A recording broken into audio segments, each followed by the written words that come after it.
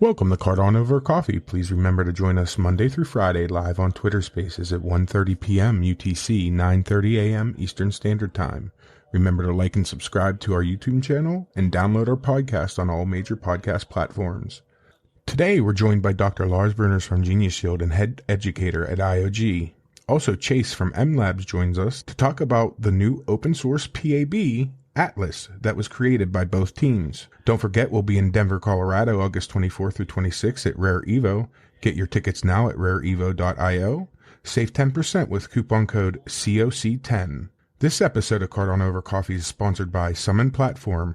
You can try out their DAO tolling on testnet right now. Visit summonplatform.io to sign up for their newsletter and Discord, and you can get the Summon token by delegating the stake pool ADAO. That's ticker ADAO. Grab that coffee. Let's get to it.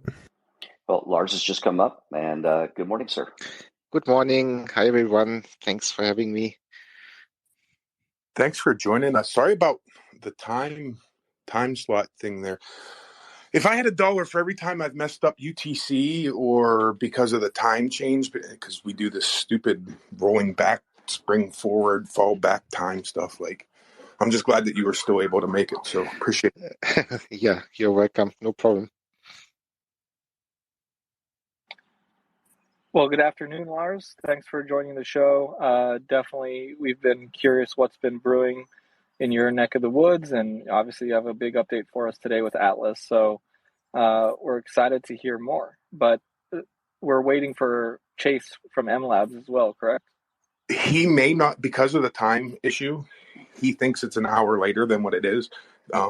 They're trying to get a hold of him. He may come. If not, we're just going to continue and talk to Lars. Cool. Lars, could you maybe tell us about your relationship with Chase and Mlabs? I know, Mlabs is helping a lot of different teams. I'm curious, what that relationship is like, how many developers you're working with, or, is it far between? Yes, sure.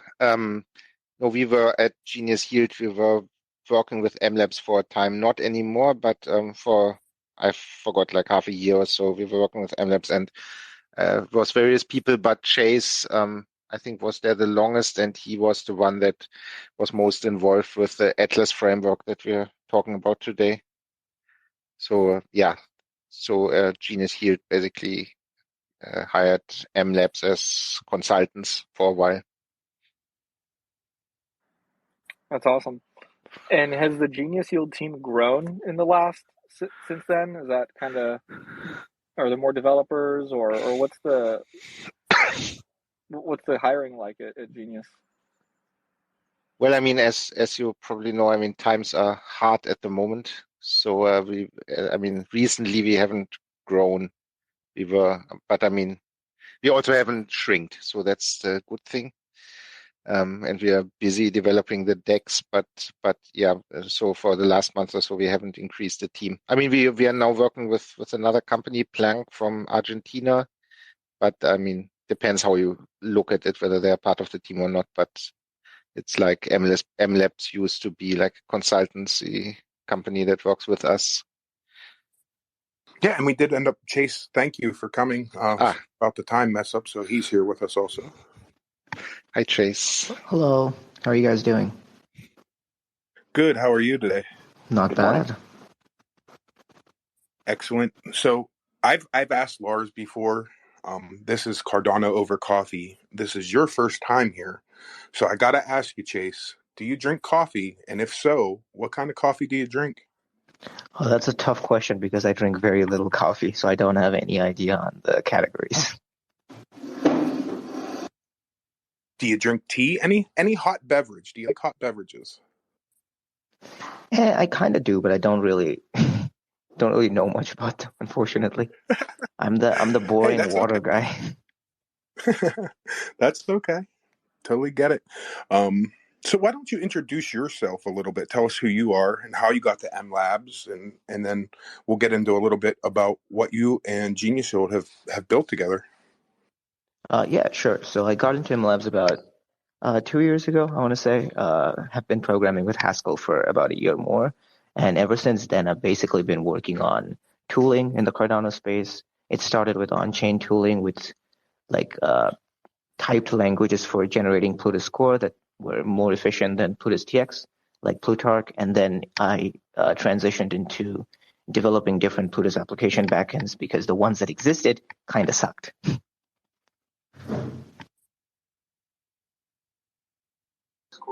How's your journey been there through Mlabs, and what experiences have you most enjoyed working with different Cardano projects? Honestly, you get to learn a lot, but you also get to be really sad about the state of the ecosystem at sometimes. But I'm just glad that now that things are actually getting better and that there are actually so many tools that actually work. It's just nice to really see all the work finally pay off, because there's just been so many tools I've had to work on, and I just feel like I keep reinventing the wheel. But it's all coming together now, which is nice. That's good to hear, right? Because I know it's been a struggle. I'm not a developer myself. That's more of the epoch thing. But I've watched people struggle over the last 2 years trying to build things, and now there's so much tooling out there and new tooling like Atlas coming to market that's open source and people can take advantage of. I think the future is a lot brighter now than it was even a year ago. I agree.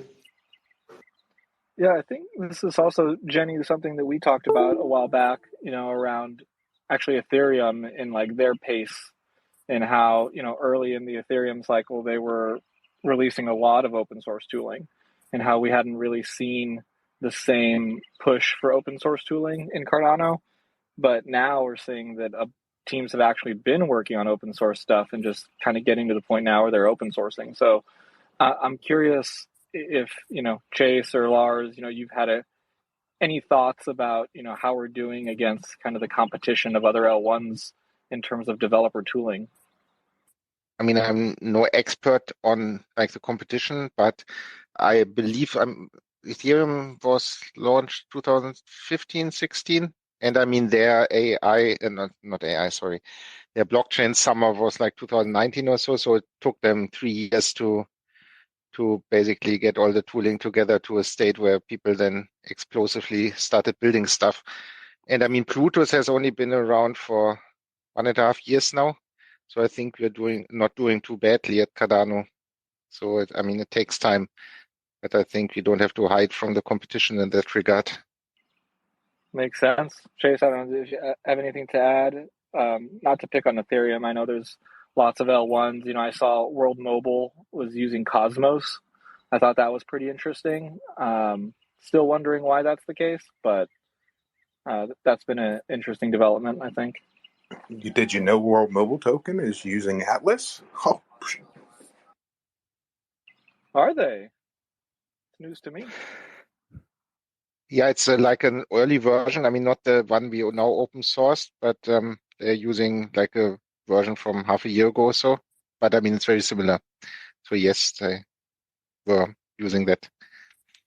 So let's talk about what Atlas is. So for those of us who aren't builders, right, maybe you want to break it down in some simplistic terms of what Atlas is and what's the advantages, what's Cardano, what's it do for Cardano? I mean, maybe I can try to give it a shot, and then Chase can like improve on that. So I mean, blockchain, I think all blockchains are basically passive things. I mean, they just sit there. It's just data. And I mean, the smart contracts that everybody talks about are also just passive pieces of code. It's like logs. You can think of them like logs. But they are not active. They are not like agents that do anything. So for anything to happen on a blockchain, there need to be transactions. So externally, somebody, normally a human being, has to explicitly submit a transaction.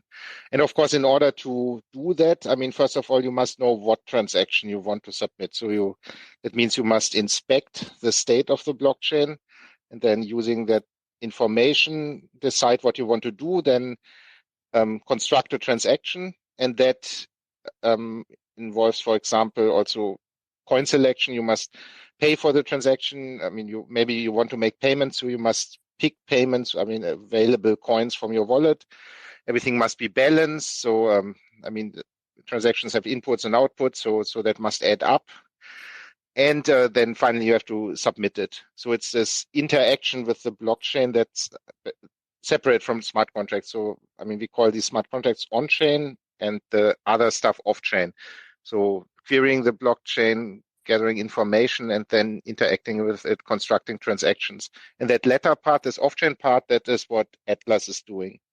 And it does it in Haskell. And I mean, maybe you know that, I mean, most of Cardano technologies are written in Haskell. So the Cardano node is written in Haskell. Pluto's smart contract language is more or less Haskell. So Haskell is all over the place. And Atlas is basically the first proper Haskell off-chain tool that works. I mean, there are others, also very nice ones like Lucid, for example, but that's TypeScript. And I mean, in some situations, it might be the right tool for the job, but it always is quite painful if you have to convert back and forth between different programming languages. So in order to interact with the smart contracts that are normally written in Haskell, all the data type is the Haskell data type. And so it's much easier to do these things if your off-chain tool is also in the same programming language. And there, basically, Atlas is the first one, I think, or at least in our opinion, the best one. Chase, anything you want to add on to that? Yeah, no, basically, in short, Atlas is the one Haskell Plutus application backend that just lets you write your smart contracts without all of the pain associated with all the other ones. That's basically it. And regarding like kind of the programming language choice itself, I know there are tools these days like Aiken, which is very popular, that kind of lets you write on-chain code with entirely in, let's say, TypeScript. So stuff like that kind of helps push forward the goal of Lucid and so on. But yeah, at this point, I think the programming language choice is kind of free on the programmer itself. They can choose either Haskell, they can choose TypeScript. I just like Haskell more, so I just wanted a Haskell pap that actually worked, and we finally have it now. Can I ask you why you like Haskell more? Yeah, it's the same answer every Haskeller gives. It's pure and functional and all that jargon. But I believe in that jargon.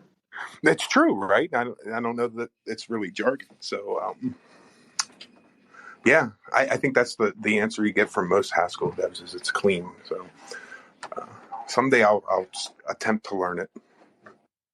I'll watch those Lars videos that you can check out on YouTube. Yes, and we also have this Haskell bootcamp now that my colleagues at IOG did, which is specifically tailored to get you ready to do Plutus. So you should check it out. It's freely available on YouTube. Blockshot. I had one question for both of you. So I'm curious, as this comes out and you're making things easier for developers who are coming in from other ecosystems, maybe writing in Solidity or other such languages, they come over here and they see that there is a way to be taught very simply, an introduction into Haskell with what you guys are doing with Atlas, the new PAB from Genius. Will this maybe see a surge in the actual developers that are maybe thinking the wall isn't so high now, and they can get what they want to get done without a lot of pain, like what Chase is talking about going forward? I certainly hope so. I wouldn't say that all the hurdles are gone now, because Haskell still has quite a steep learning curve for people that come from like object-oriented or imperative languages. But nevertheless, I think the situation is much better, because now, the hurdle of just getting a setup that's working is much lower now. So it's much easier to, the step from like learning theoretically about how Plutus works and how UTXO model works and Cardano works to actually doing things is much easier now, I believe, with Atlas. Yeah, and how Cardano works itself is also pretty different from something like Bitcoin, because the way Solidity's programming model works is very different from PlutoScript's in Cardano, because essentially the validators in Cardano are like pure functions. Although you could argue that them throwing an error to indicate failure isn't really pure. So the programming model is quite different, but once you understand the programming model, it's definitely a lot easier now than it was a year ago to actually do stuff. Great, thanks. Yeah, it was one of the things I listened to a few developers. Some of them have been 20 years in Rust, and they found that the last mile, having to do with creating something that they want to bring into Cardano, was just extraordinarily high, and you'd see the frustration when they were talking about it. So I'm just really happy that you guys have gotten to this point. And it really looks as though our ecosystem is going to blossom quite well, just simply from all the work that you're doing, and others, of course, like Aiken and others that are writing these contracts. So thanks, guys. Appreciate it. Depop. Seems I've lost my co-host. So, how long were you guys actually working on Atlas, kind of behind the scenes? I mean, one should also mention that, we started about a bit more than a year ago developing our DEX.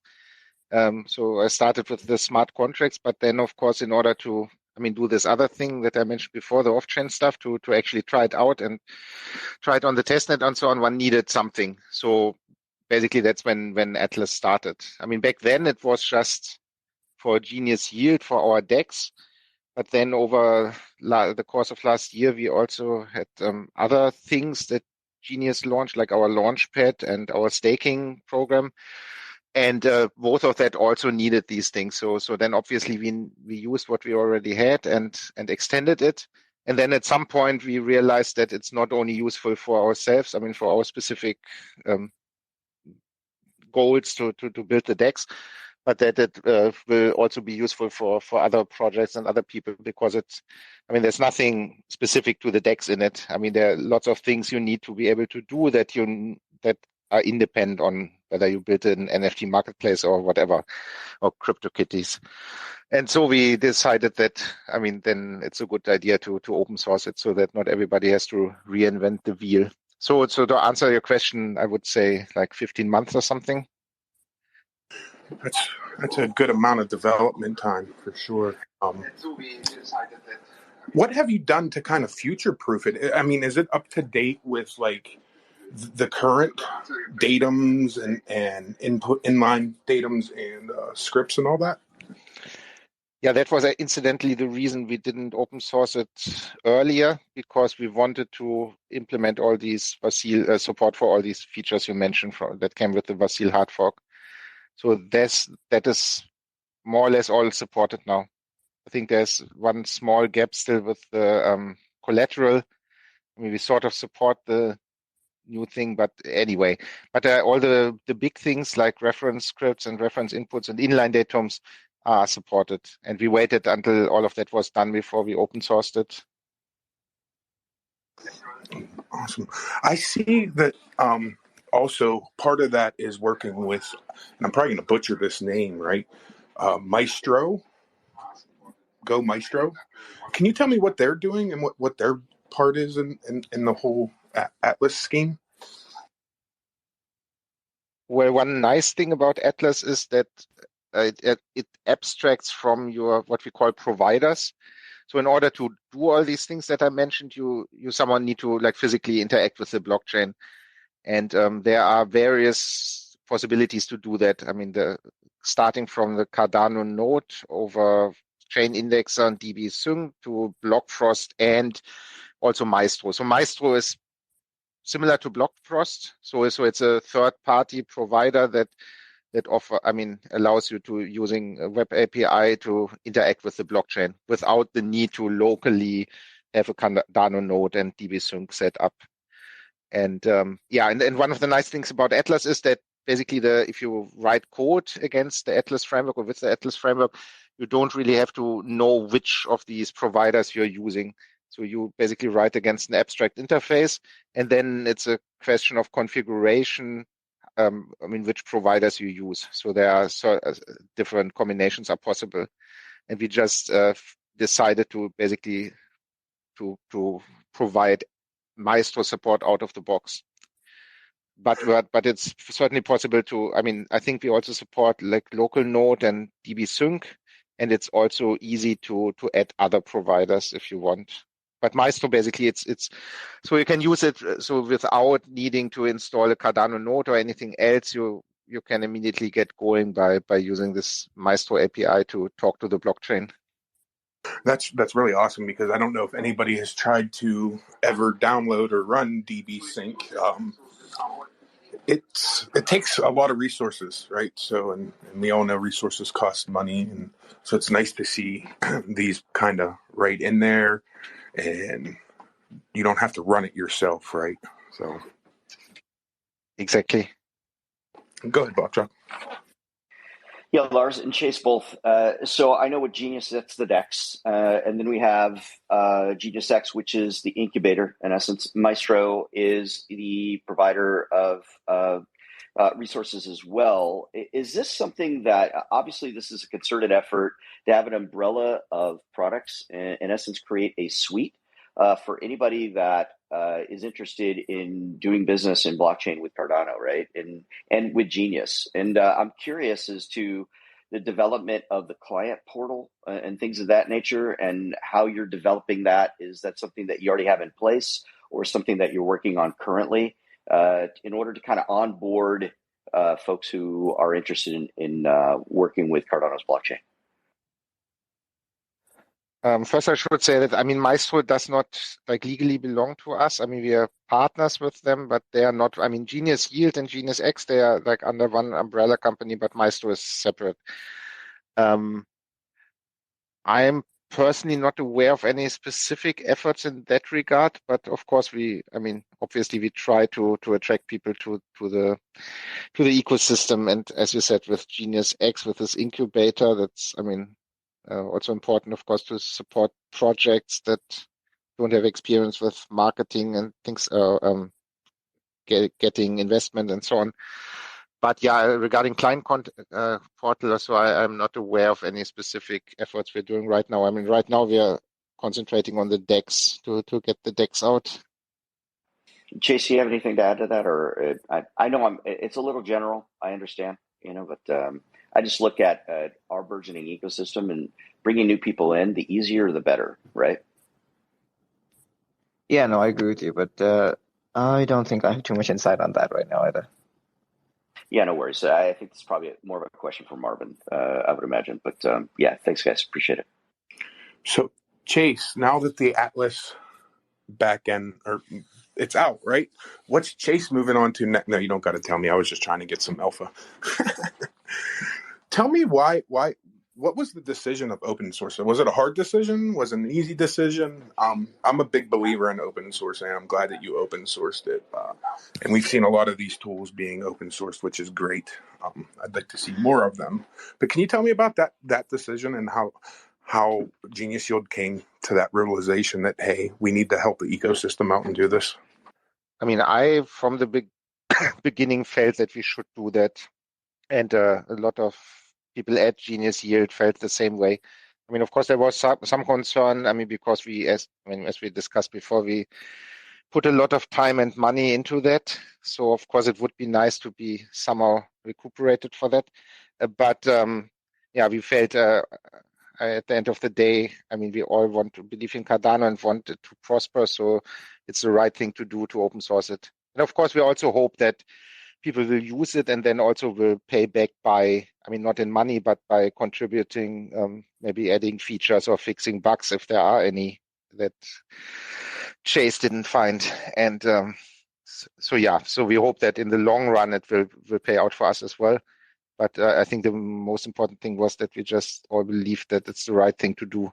It's silly to, of course there must be competition, and we are all companies that also have to pay our people, but we can compete on other aspects, like on our DEX or the features of our DEX and so on. But we felt it's wrong to basically withhold some generally usable framework from others I mean, that's just counterproductive and harms the ecosystem. Yeah, the ecosystem really needed it. And if you do find any bugs, you can blame me after fixing the bug. I shall hunt you down. I won't find any bugs, but I'll make sure He that does have certain skills, Hero. I do have so, certain yeah. skills to find people, though. So, Chase, what's your thoughts on open source? Like outside of even just Atlas, what's your beliefs in open source? Oh, I love open source, just like most developers, I guess. Pretty much every tool I've worked on that's supposed to be, used by basically the ecosystem in general, they are all open source. Like Mlabs in general, just open source is basically everything. So yeah, I just love open source. I open source my own projects that I work in my free time. Yeah, I don't see a point in not open sourcing things right now, but maybe that's because I don't have enough of a business mentality. I'm with you on that, right? And you stole my next question. I was going to say, you work for Mlabs. What's their thoughts on open source? But like you said, they open source pretty much everything. You guys, they have a lot of clients come to you to do work for them. Do you guys push it all for clients to open source, or you just don't even touch that and just leave it up to the client? Usually, most client projects are like their own kind of marketplaces or dexes and stuff like that. We don't really push them to open source those because it's not really meant to be used by the entire ecosystem. So that's kind of left up to the client in general. But if a client is developing a general tool, then I guess we would push for it because that's probably out of our reach, but we would encourage it. So, Excellent. So my next question is, and I hear this a lot from people, and it's, we have all these tools out there, right? Why are we continuing to build more tools? A lot of people will say, well, we already have the tools to do all the things that this Atlas does. Why did Genius Shield spend time on building this specific? And if you can get into any details on what makes this different from the other tools that are out there. And I know Plutus is one of them, but maybe if you can explain to that, or I'm sorry, Haskell, if you can get a little bit more in depth on why that makes a difference. I mean, first of all, as I said, when we started developing it, it was simply not true that there were other tools out there that did the same thing. So, I mean, back then it was out of necessity. And your second question, I think, was why do people keep writing tools? I mean, there are two reasons, right? I mean, one is if they are just not, if it just doesn't exist, or if, that people really duplicate work. And this, of course, is something we try to avoid. It's, one of the reasons to open source it so that other people don't have to write the same tool anymore. But of course, there are also legitimate reasons to write more or less the same tool again. For example, in a different programming language, as Chase said before, by now it's basically possible to do everything in TypeScript, even on-chain code. And some people just like TypeScript better. I like Chase. I happen not to be one of those people, but to each his own. And there may be legitimate reasons. It also depends on whether you construct your transactions in the browser or on a server or locally or wherever. There are all sorts of constellations, different setups, technology stacks, and so on, where it certainly makes sense to have similar tools that look similar from the outside, but actually in certain situations are better suited. And to answer your question, what makes us special? I think, as Jay said, one is Haskell. You can use Haskell, and a lot of people like Haskell because it's a very nice language and very secure, and it works. So in principle, it's the first proper way in Cardano to do these things in Haskell that actually works and is simple to use. So I think that's the main selling point of Atlas. Gotcha. So pretty much, it's in the native language that the node of Cardano is written in, right? So, and it opens the doors to a lot of Haskell developers because I know that's kind of been a lack, right? I mean, we've built Cardano to be on Haskell because of what Haskell language is. So it'd be nice to get those developers to be able to develop on Cardano. So, Mr. Coffee Cup or Block Jock. Okay, sir. Yeah, this is a question for both Lars and Chase. So you know where we've come from, how long it's taken to get here, which in some cases seems like a short period of time, for some, others long. But seeing the pains of getting started and then creating all these tools and libraries necessary in order for builders to be able to build here, and how far we've come, what in your minds is your favorite thing, one, about Cardano, and two, how does the future of Cardano, blockchain, and Haskell programming look to you going forward? I don't know. I can go first. I mean, for me, the nicest thing about Cardano has always been apart from the mission, because I really like this mission to really bring financial services to 3 billion people that don't have them. What always appealed to me was the approach, the scientific approach, that we do proper science and with proper scientists working at universities, peer-reviewed research and so on. So we try to do things properly. And I mean, that's incidentally also one of the appeals of Haskell. I mean, Haskell also tries to not necessarily move very fast with new features, but to like think about what is the right way to do something, whatever, linear types or whatever, to support that in Haskell. And so it often takes quite a while and lots of discussions and research, and then the idea is always to do it properly. And I mean, the same is true for Cardano. And I really like that approach. That was what attracted me to Cardano in the first place, mostly.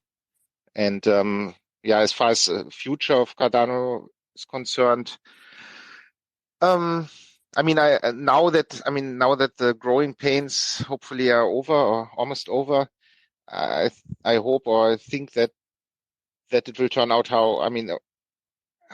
what special opportunities or possibilities the model, the UTXO model, basically opens up. So there are certain things that are just not possible, or at least very difficult to implement on, for example, Ethereum.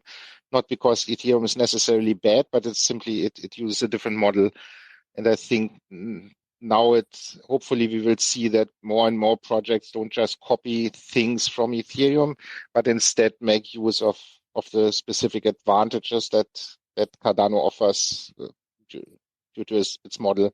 I mean, for example, with our DEX, I mean, having a UTXO model gives you, possibility to do things that you can't very well do in these AMA pools that, for example, Ethereum uses. And I'm sure, obviously, I'm thinking mostly about DEXs these days, but I'm sure in other areas, other types of projects, there are similar opportunities where just a specific situation of Cardano makes things possible that haven't been possible before. So that's my hope or my prediction for the future, that we will see things that haven't existed before in blockchain because they just weren't possible. Great. Thanks, Lars. Chase? My favorite thing about Cardano is probably its kind of pure UTXO model, which the only reason it's like really useful is when it's a pure model, transactions have these nice static properties that you can reason about a lot easier. So that makes a lot of protocols, designing them a lot easier, a lot more efficient, and so on and so forth. And yeah, definitely the research-based approach to Cardano, that's also a really nice thing. But that is a real double-edged sword, like Lars said, because on one hand, you get really good kind of furnished ideas, but then they take way too long to actually get realized. That's the issue with like research-based stuff, but I still really like that approach. And as for the future of Cardano, honestly, I'm pretty happy with the off-chain stuff Cardano has right now. I am still not happy about the on-chain stuff. I feel like Plutus Core, which is basically the assembly of the Cardano blockchain, I think there are a lot of improvements that to be made there. This is an opinion I share with a bunch of other people who worked really closely with on-chain stuff, like my coworkers at Mlabs who made and contributed to Plutarch and so many other things. Like, I've gone through kind of the rabbit hole of the evaluation machine on the chain, and there are just so many things we could do better to make transactions more efficient, Pluto's core more kind of human readable and reasonable. And maybe that's something I'm going to focus on in the next few years. Love it. Absolutely love it. Because there's always challenges, right, to everything that we have. And there's always ways to make things better, easier, and faster. And I truly believe that with you and others that are working in this space, it will be that. And with Lars and his ability to be able to relate the subject in a way that you can learn it from those of us who really are not programmers, developers, things of that nature, but we just absolutely love blockchain and what it can do for people. So I really appreciate the answers, guys. Thanks. Lars, Chase, whoever wants to take it. I want to learn, or I want to start taking advantage of the back end of this tooling that you've built. Where do I need to go? What do I need to do? Well, I think the first stop would be at the GitHub, and there's also a homepage, but there's a link to the homepage from the GitHub, and there's a walkthrough to a fully fledged example, some sports betting example that basically takes you from writing the smart contract over,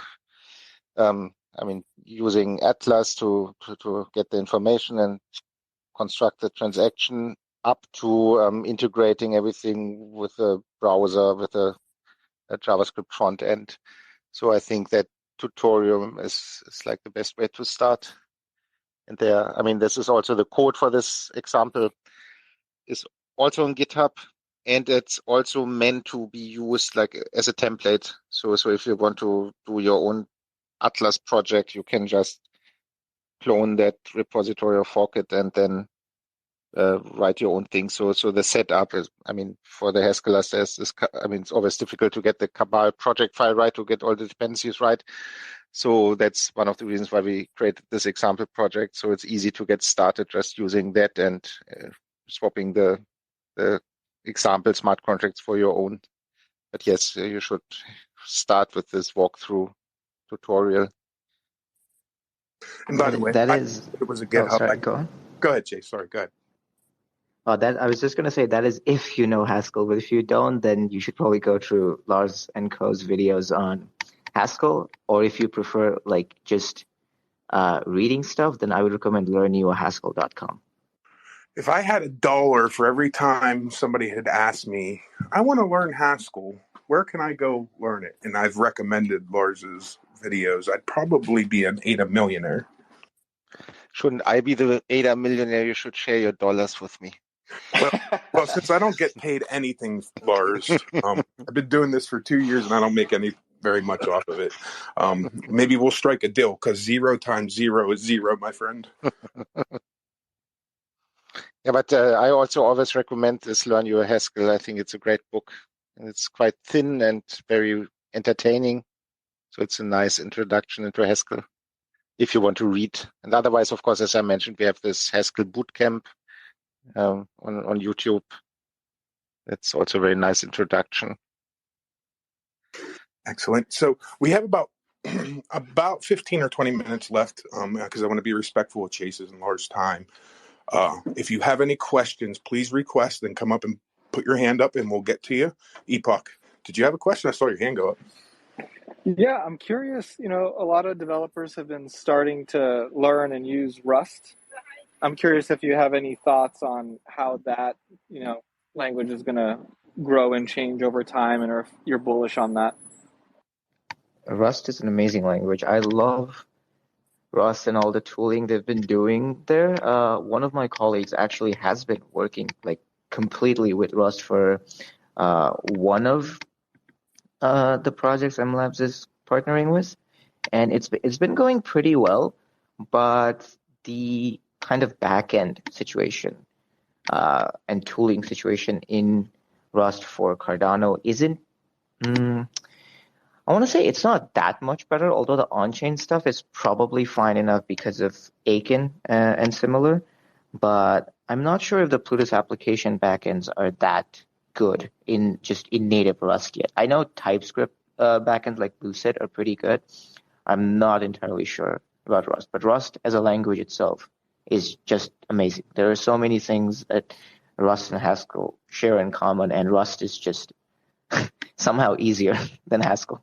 So yeah, I'm pretty happy about like people using Rust for Cardano. There's a lot of things to explore there. There's a lot of kind of tools to expand on, and I'm very excited to see its future.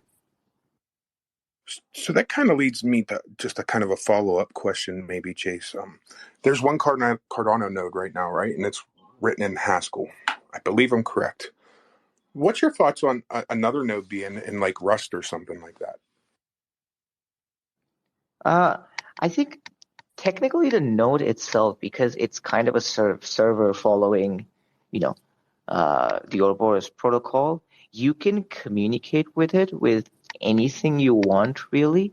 You just need an API, and I think Rust already has, correct me if I'm wrong, but I'm pretty sure Rust already has basically an alternative to the Cardano API as a Cardano SDK, which works pretty well. That's basically what Aiken and a lot of other things are based around.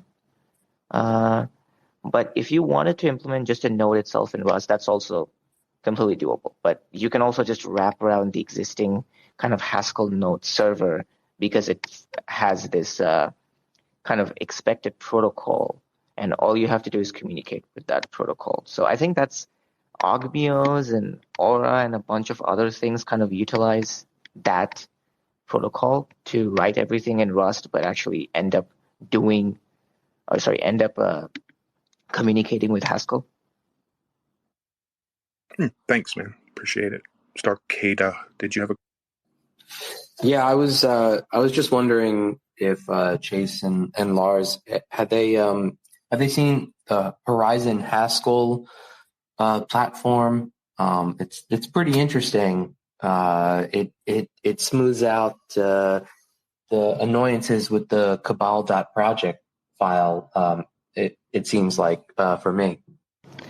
Sorry, you mean the Haskell platform as in like the set of dependencies, I assume? No, there's a guy, Daniel Firth. He's making something Horizon Haskell platform. It's like all the Nix dependencies you need, and it always builds with Plutus apps. I can post a link, but it's pretty cool. It seems a lot simpler than kind of wrestling with the cabal.project file. Please post that up top. I see. I don't have any experience in that, but I'll definitely check that out. Sounds like pretty fun because dependency management, especially in the Cardano world in Haskell, sometimes gets just way too annoying. Yeah, if you have a Starcada, if you have a tweet, please pin it up so people can check it out. Yeah, I will. Thanks, Macau. Sorry, my friend. Been a while. I know. Right. I'm horrible with names. He knows it though. Blockchain nailed it. It's the first time I hear Blockchain nailing my name. I try, man. I try. Yeah. No. Just jumping up to help a bit Chase with the Rust tooling. I think it was mentioning most of the work of the XPipe. In particular, there is a Palace which uses Ouroboros Mini to talk directly with the node, the current implementation in Haskell of the node. So yeah, that is the protocol. Then on top of that protocol is built as an example Aura, which always keeps track of the last events of the chain. And all this is written in Rust. Some developers even call the Rust the closest thing to development to production Haskell. I think they are both great languages. So yeah, that is just to give credit to TXPipe, which is doing an awesome job in Rust. Yeah, there's so many out there, and I can't even remember who does what. I'm not a programmer, so that's probably why, because I don't use any of them. But I hear a lot about them, and I talk about them. But at some point, I need to learn how to be a developer, right? I'm just afraid my fingers will fall off because I'll get addicted. I know myself. The hero, they will fall off. You need to be careful. Okay. Chase, Lars, anything you guys want to kind of finish up with? Any last kind of thoughts? Anything that we didn't talk about that you wanted to make sure that people knew about? I can't think of anything we didn't talk about. I just want to, of course, to encourage everyone to have a look at Atlas and try it out. And we would be very happy if people were actually using it. And of course, also if they would help making it better and extending it. Of course, now it's open source, so everyone can contribute. Yeah, and I extend the same encouragement as well. Basically, this is what I said in the other podcast. Test it to hell, and then let us know if you find bugs so we can fix it.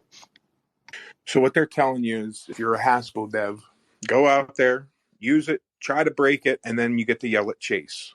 It'll be fun. I agree.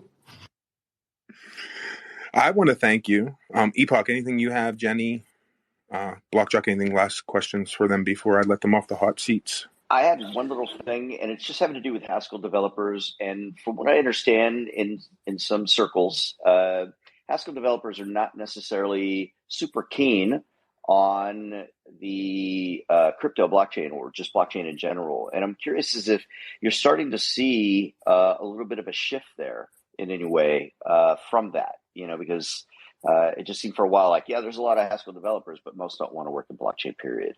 And I was really kind of hoping maybe the shift would happen at some point. Just curious. I'm not sure it's true that so many. I mean, there are some very vocal ones, or in particular one very vocal one that hates blockchain.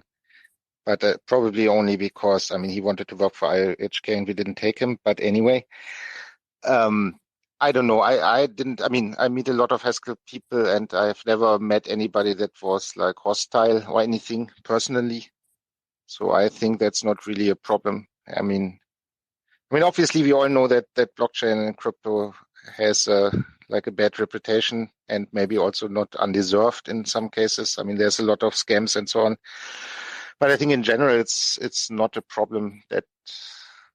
I don't think that is an issue that there are many Haskellers that refuse to work on blockchain. As I said, there are some vocal few ones, but I don't think it's the majority. Always the loud minority, right? That's always screaming. We didn't have the tools, right, for a lot of those Haskell developers. Right, exactly. So hopefully now that will encourage them. I'm happy to hear that's a misnomer. So great, thank you. So I'm curious, while I have you here, Lars, can we drop any alpha about expectations when DEX? That's of course always a tricky question. So I'm not intimately familiar with the roadmap or what if we promised anything, but all I can say is that we are at full steam working on the DEX, so we are trying to deprioritize everything else and fully concentrate on the DEX. So hopefully very soon we will be on testnet, but I don't have any specific dates. And I just want to point out, I said that before, but so we didn't stop working on the DEX just to do this Atlas framework. It was more like I explained that while doing the DEX, we needed something like Atlas, and then so we did it, and then we thought it would be nice for others to also use it. But so Atlas was part of building the DEX. That was just the tooling that we needed, and now that we have that, we can concentrate fully on getting the actual DEX out, hopefully very soon. Now that Awesome, the is built, Epoch, they can nose to the grindstone. Yep, I heard very soon. Very soon. Starcadia, did you have one last question? Yeah, about the critics of blockchain in Haskell. I forget his name, but I remember that he's very vocal. But then I read some other articles by him, and he seemed to have a lot of opinions on a lot of things. So he just seemed to be a very opinionated guy. So it wasn't specific really to blockchain. That's what I noticed. Okay. He just likes to yell at people. Well, like Lars said, he might be a bit bitter, and that's okay. We'll rub some dirt on it for him, and he can come back later after we're doing well, and you guys will welcome him in with open arms and saying, "What took you so long?" Right? So, that's the way we do stuff. Yeah, so it's like, how do we attract Haskell developers into, to blockchain and crypto? I mean, I think this is great. I just don't know enough people that could use it, but I really want to make sure that anybody that could use it knows about it, because it's definitely going to make their lives better and they can contribute to this too. I mean, I can only say I wanted to, the way I got frustrated at my previous job doing C#, and then I wanted to become a Haskell developer professionally. And then I ended up at IOHK. And what attracted me was what I said earlier, that this approach, a scientific approach. So I think maybe the way is I think a lot of people have this misconception of blockchain that it's just scam and Ponzi schemes and so on. So once they realize that it's a lot of mathematics and hard science, and that's exactly what Haskell people normally like. So I think that should be enough to attract them. Yeah, no, I think you're right about that, because there is a particular attractiveness to those who are attracted to Haskell. But there's that little barrier there, that it's like that seriousness, right? Taking their job, like their programming seriously, and wanting to use their time to something that is, like something that they can feel proud, right? Exactly. And I think blockchain is perfect for, normally you have to, if you have the luxury to pick what you work on, a lot of people in this world don't have that luxury, but if you have it, normally you have to decide whether you want to do something that's fun or whether you want to do something that's meaningful. And I think blockchain is a perfect blend of that, at least for me. It's intellectually very challenging and very mathematical, so it's a lot of fun. But, it also helps to make the world a better place. So I think that combination is very powerful to attract people. And do you guys have like a community, like a Haskell, like devs within Cardano, that you guys, just have your own inside jokes and like understand one another, that a new person that wants to jump in can say, okay, I also have a community of like fellow people that I can talk to and bounce things, and you know what I mean? Like little communities. Do you have that or no? There's a Haskell community, and I'm not aware of a specific blockchain Haskell community or Cardano Haskell community. Like the Cardano, within Cardano, like, do you guys have that? Like, we're very like here, like I noticed at Cardano, we have our own little cohorts, right? Like, do you have yours? Just like, the people that develop and this other, browser, like, this, backend applications have been developed to use the browser, right? Like, you guys are like native and you talk about these things. You guys have, for somebody that wants to contribute to that and just wants to jump right in and doesn't know anybody in this ecosystem, do you guys have something like that where somebody can just come start building and get to do peer review and like, bounce things from each other here within Cardano? Do you have that? Maybe not like explicitly. There's not a... I don't know. Maybe you need it because this younger generation, they work like that. You know what I mean? Everything's like this workshops. So, and I do notice that Haskell is becoming more popular in universities, but for not blockchain reasons. So I don't know. I just trying to like think about it, because I think that's something that could really help us. I would like to see applications being built in native, right? Like using actual, it would be cool. But people usually go with what's easy to them and accessible, and where they can actually talk to friends and be like, how did you do this?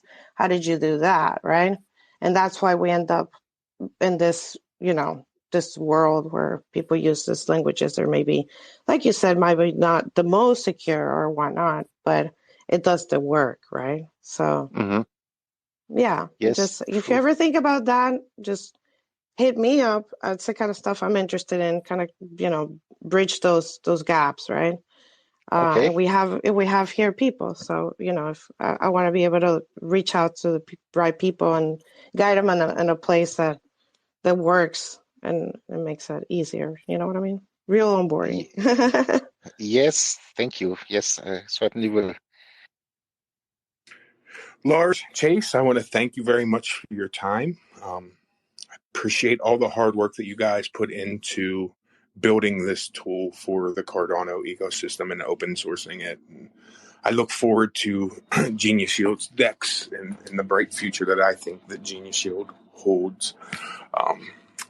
But again, thank you very much. And I hope that you'll be back here soon, as Hosky would say. You come back soon and tell us about that DEX when it's releasing. Yes, thank you very much for the invitation. It's always nice being here. So thanks again. And yes, I also hope I'll be back soon. Thank you. Thanks, guys. Chase, thank you for having me. All the hard work you do, too. Hopefully you're on to another amazing project. Yep, that's the plan all the time. Never a dull moment, but thanks for taking time out of your day, my friend. Thank you for having me. It was fun. Thanks for listening to Cardano Over Coffee. We'd like to thank Lars and Chase for joining us today. We hope to see you all at Rare Evo at August 24th and the 26th at Denver, Colorado. Tickets on sale now at rareevo.io. Use coupon code COC10 for 10% off. And a special thanks to our sponsors, Summon Platform. Check out their amazing DAO tooling live on Cardano testnet today. Find out more by visiting summonplatform.io. Earn the Summon token by delegating to Stakepool ADAO, ticker ADAO.